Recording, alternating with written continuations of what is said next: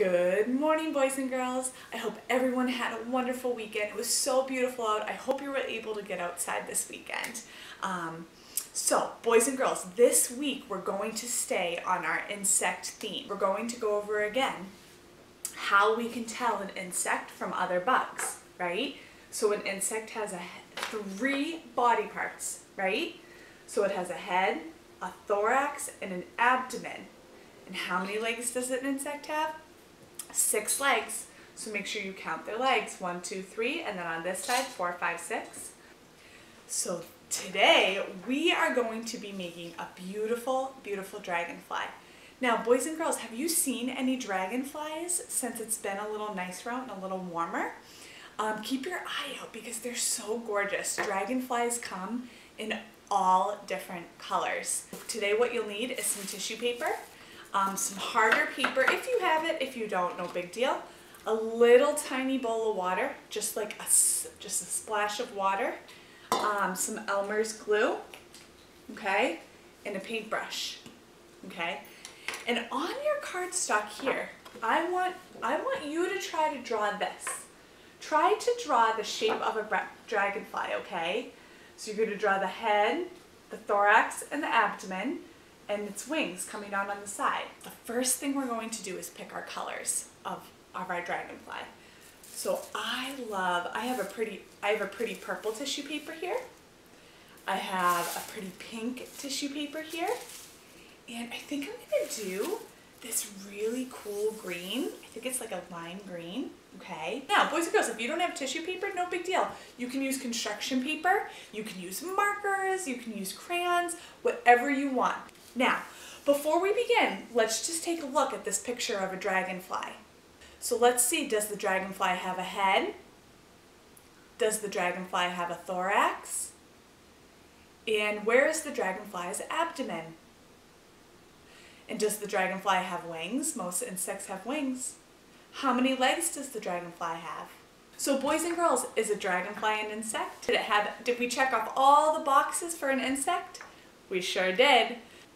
So boys and girls, I took my 3 favorite colors, and the first thing I'm going to do is I'm going to cut these into small squares. First, going to take your glue, and you're going to put your tissue paper all over your dragonfly so you can't see him anymore.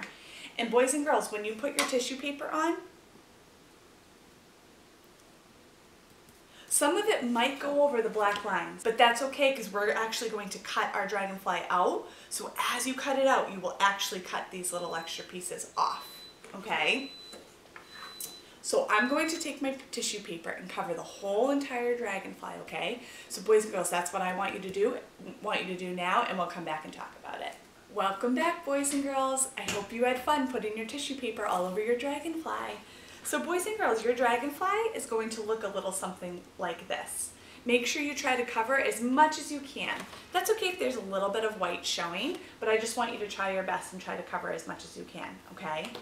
So the next thing we're going to do is you're going to take your water, okay, and you are going to pour just a little bit of glue, okay, into your water. And after you're done pouring it into your water, you're going to take your paintbrush and mix, mix, mix, mix, mix. And after that's all mixed, boys and girls, you're going to take your paintbrush and you are going to paint over your tissue paper, okay? Make sure you paint all over your tissue paper, okay? And you'll kind of see the colors kind of start blending together as you paint, okay? And it will make the tissue paper flat. So the parts where the tissue paper is sticking up, they will go flat, which is great. So boys and girls, after you paint over the tissue paper, you have to let it dry for about 5 minutes, okay? And once your dragonfly is dry, you're going to cut out around the dragonfly. When you're done cutting out your dragonfly, you're going to take a little bit of glue. Jessi was able to go to the classroom, and I was able to get some googly eyes for some of our activities. Now, if you don't have googly eyes, no problem. You can make them on construction paper, just like this, and then cut them out and paste them onto your dragonfly. Now, boys and girls, on a dragonfly, their eyes actually take up most of their head.